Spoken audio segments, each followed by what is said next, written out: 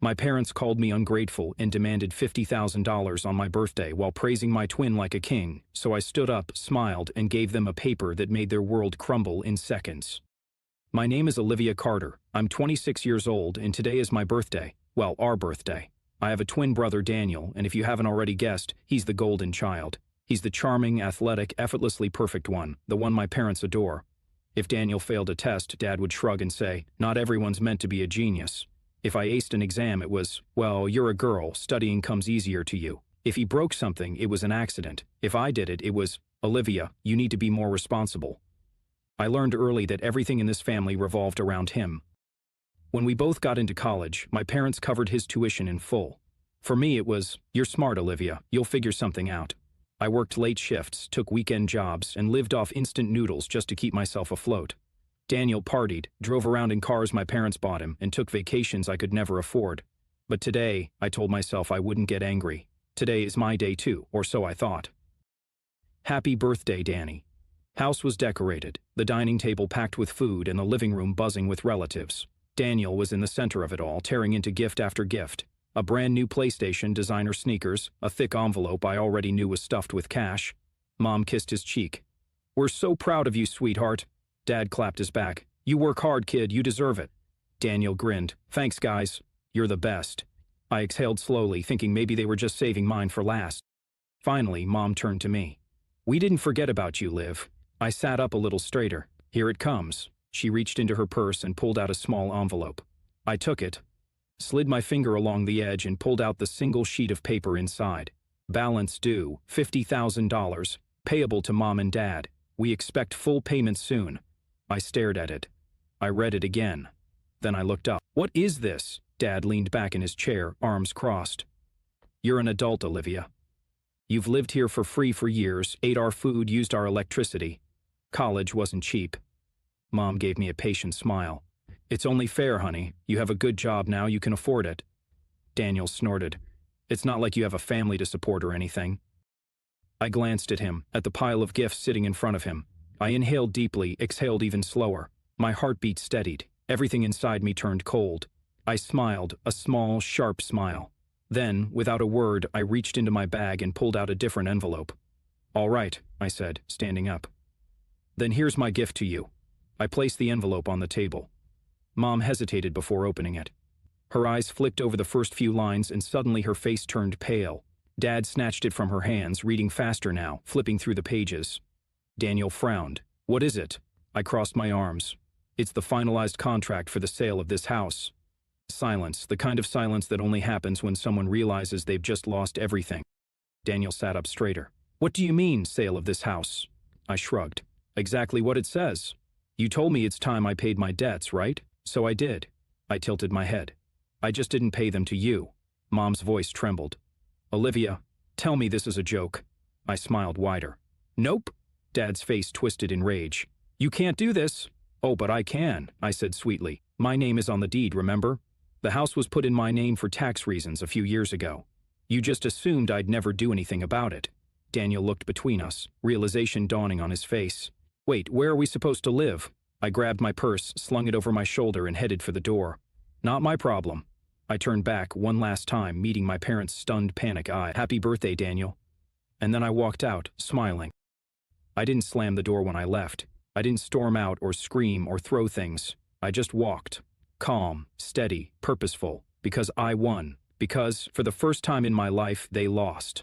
My phone buzzed in my pocket before I even made it to my car. I didn't need to check to know it was my mother. Then another buzz, and another. By the time I slid into the driver's seat, the notifications were coming non-stop. Mom, Dad, Daniel, Aunt Linda, even Grandma. I put my phone on silent and tossed it into the passenger seat. Let them panic. They had no idea how long I had waited for this moment, how long I had planned it. 1 year earlier, I was sitting at the kitchen table, staring at the house deed Dad had placed in front of me. It had been a normal Saturday morning until then. Coffee, silence, a rare moment of peace before the chaos of family life. But now, I was looking at the single biggest mistake my parents had ever made. "Why?" I asked, keeping my voice neutral, controlled. Mom sighed like I was being difficult. "For tax purposes, honey. It'll be easier if the house is in your name, but don't worry. We'll still be paying for everything. It's just a formality. A formality. A technicality. A trap." I knew better than to trust them, but I also knew that if I refused, they'd turn it into a guilt trip from hell.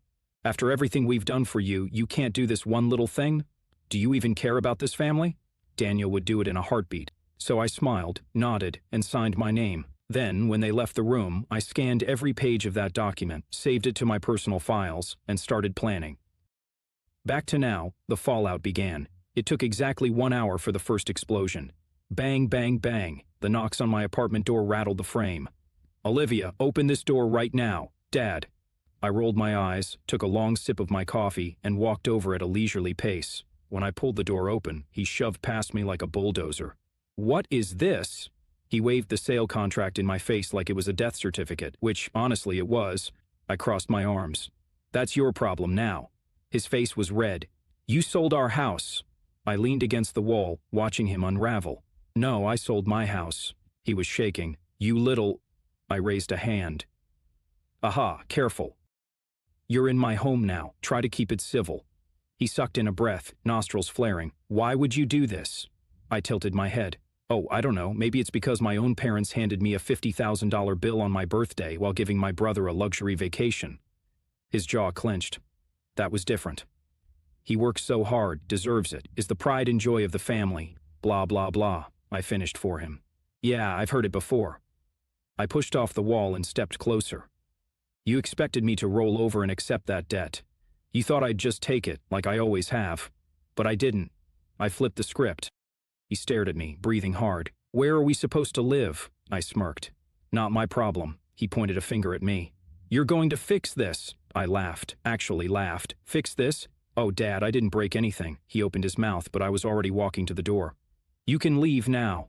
Oh, and take this with you. I grabbed the contract from his hand, flipped to the final page, and pointed at the buyer's name. He squinted, read it, and then his face fell. Because right there, in big, bold letters, was a name he recognized. Marcus Patel, his landlord. The guy who already owned the building where Dad's business was renting office space. The guy who, after a single phone call from me, had been thrilled to buy my childhood home at a price I knew my parents could never afford to match.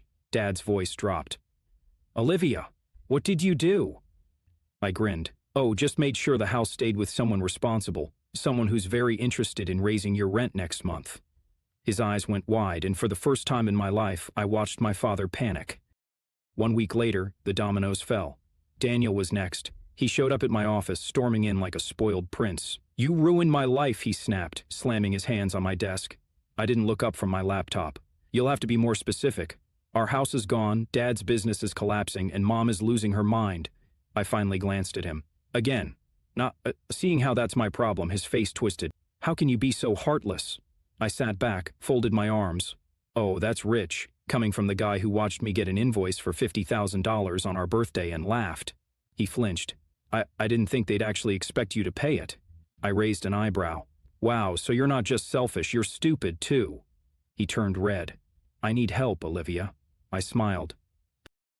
I leaned forward. And you know what I got instead? Debt, manipulation, guilt trips, a lifetime of being second place to the great and mighty Daniel.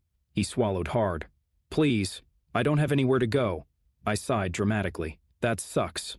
His eyes were desperate now. Olivia, we're twins. You're my sister. I tilted my head. Oh, because for the last 26 years I was nothing to you. I stood up, grabbed my coat, and patted his shoulder. Good luck, Danny. And then I walked out, just like I walked out on my parents because I was done being their punching bag. It was my turn to win. The day after I kicked Daniel out of my office was quiet. Too quiet. My family was like a pack of wild animals. First they attacked, they yelled, they made threats. But when they went silent, that's when they were at their most dangerous. I knew this wasn't over. They weren't done with me yet. And right on cue, the next morning happened hour. I pulled up to my office building, barely stepping out of my car before I saw her. Mom. She stood by the entrance, arms wrapped around herself, hair messy, face pale. She looked like she hadn't slept all night. I didn't rush to get out of the car. I just sat there, watching her through the windshield. Let her wait. When I finally stepped out, she turned toward me, desperation all over her face. Olivia, please. I stared at her, my expression blank. What are you doing here? She let out a shaky breath, stepping closer, like she was trying to find some last bit of sympathy inside me. We have nowhere to go. You can't be this heartless. That house was our home. I smiled. It was your home. Now it belongs to someone else. Her breath hitched, her hands gripping my arm. Please, we're your family, we can fix this, just give us the house back. I gently pulled my arm away. Oh, you want to fix this now? Just like you helped me when I worked 2 jobs to afford college? Just like you supported me when you handed me a $50,000 bill for my birthday? It wasn't like that. We just wanted things to be fair. I laughed, shaking my head. Fair? Was it fair that Daniel got everything handed to him while I was left to struggle? Was it fair that you never once saw me as an equal? She reached for my hand again, gripping it tighter. Your father is sick from all this stress. Daniel is depressed. We're all at our breaking point. This isn't about money anymore, Olivia. This is about family. I inhaled deeply, then, in a voice barely above a whisper, I leaned in and said, Family stopped mattering the moment you decided I was just a bank account. Her lips trembled. You don't want us to end up homeless, do you? I tilted my head, voice calm and even. That's not my problem. I turned and walked into my office, not looking back. Daniel tried to play dirty. That evening, I got a notification Daniel had tried to transfer money out of my bank account. I smirked. And here we go. He always thought I was the naive little sister, the one who wouldn't see it coming, like I hadn't prepared for this over a year ago when I started planning. I moved my real savings into secure accounts, but for fun, I left a fake account open just in case someone tried to pull something. Did Daniel try to steal money? Yes, but not my money, his. I sat back enjoying my tea, just as my phone started ringing. What did you do, Daniel? I put him on speaker and continued reading my emails. What's wrong, Danny? Where's my money? That was all I had. I smiled. Oh dear, that's unfortunate. I swear I will make you regret this. I sighed. Daniel, you really thought I'd leave my accounts unprotected? His breathing was uneven now, anger and frustration seeping through the phone. I won't forget this. I shook my head. Neither will I, because for the first time, I'm the one winning. I ended the call. The next morning, I woke up to a text message. Mom is in the hospital. I read it and felt nothing. No fear, no anger, no guilt, just nothing. Then another message. Please come. We made a mistake. We'll fix this. I set my phone down and went to make coffee. I didn't reply because I wasn't their victim anymore. Watching them fall apart. It had been 2 weeks since I sold the house. 2 weeks since I shut the door on my mother, humiliated my father, and wiped out Daniel's savings in one calculated move. And in those 2 weeks, I hadn't heard a word from them. No more desperate calls, no more guilt-tripping texts, nothing. At first, I thought maybe, just maybe, they had finally given up. But I should have known better. Daniel's downfall.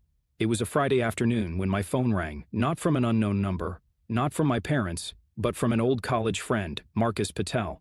Yes, that Marcus Patel, the real estate investor who now owned my parents' house. Olivia, I have to thank you for sending that deal my way, Marcus said, his voice amused. I leaned back in my chair.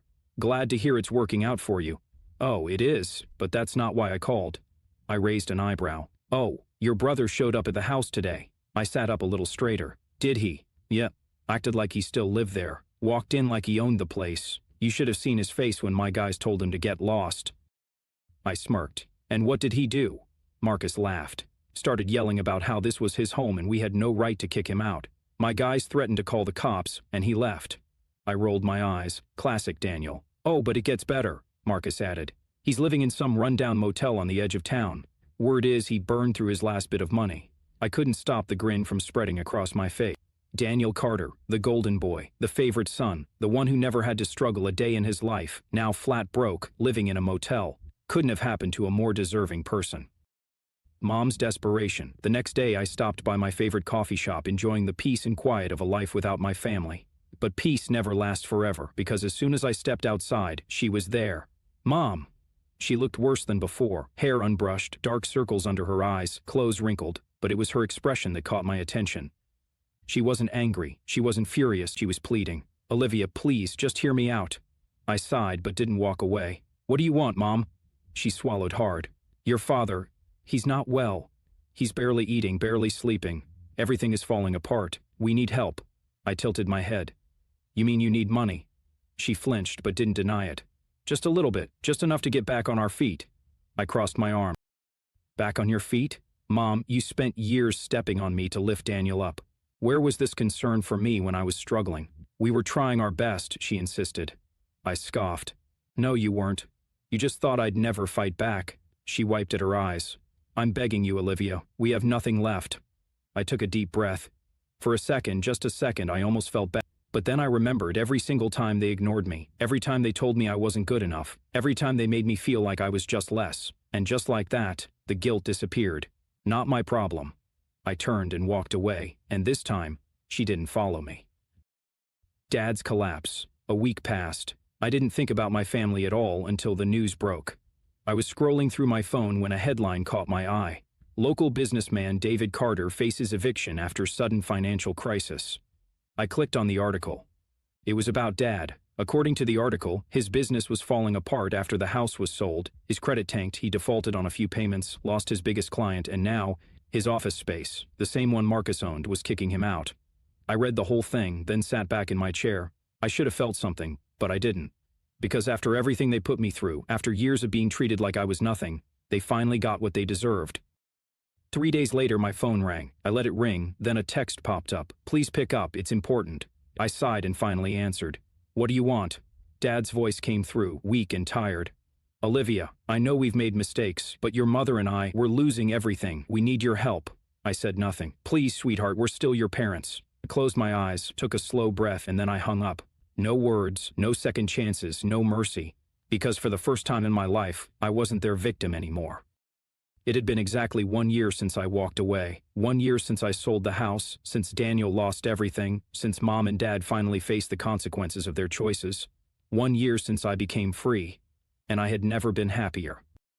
A new life. I stood on the balcony of my new apartment, sipping my morning coffee, watching the sun rise over the city. Not the small, cramped apartment I had before. A real home, a place that was mine. No debts, no family draining me dry, just peace. My phone buzzed on the table. I glanced at the screen. Unknown number. I almost ignored it, but something in me knew exactly who it was. I sighed and answered, hello. A familiar voice, weak and hesitant. Olivia, it's Mom. I didn't say anything. She hesitated before speaking again. We wanted to see how you're doing. I leaned against the railing, staring at the skyline. I'm doing great. A pause. That's good to hear. I waited. I knew this wasn't just a casual call. And then, there it was. We were wondering if we could meet, just to talk. I smiled to myself. There it is, the final attempt. Why? Mom sighed. Because we miss you, Olivia. We want to fix things. I closed my eyes for a moment, letting the words settle. If they had called me a year ago, maybe, just maybe, I would have believed them. But now I knew the truth. They didn't miss me. They missed what I could give them. I took a slow breath. You don't miss me, Mom. You miss what I used to do for you. That's not true. We love you. I let out a quiet laugh. You loved what I could provide. The moment I stopped being useful, I stopped being your daughter. Olivia, please. I cut her off. Do you even feel bad about what you did? Do you feel guilty for treating me like a second-class citizen in my own family? Or are you just upset that I finally fought back? Silence. That told me everything I needed to know. Goodbye, Mom. Wait. I ended the call and then blocked the number forever. A final message. A week later, an email landed in my inbox from Daniel. I almost deleted it without reading, but curiosity won. The subject line, I'm sorry. I opened it. Olivia, I know you'll probably never forgive me, and I don't blame you. I was a terrible brother. I was selfish. I didn't see how much they were using you until it was too late. I lost everything, and honestly, I deserved it. I don't expect anything from you. I just wanted to say I get it now. I really do. I hope you're happy. I really do. Goodbye. I stared at the screen for a long time. Daniel had never apologized for anything in his life, but did I believe him? I wasn't sure. I hovered over the reply button, then closed the email and deleted it. I stood on the rooftop of my building that night, looking out at the glowing city skyline. For the first time in my life, I was truly, completely free. No more guilt, no more obligations, no more family weighing me down. And as I stood there, breathing in the cool night air, I made a silent promise to myself. I would never let anyone take advantage of me again. And with that thought, I turned, walked back inside, and never looked back.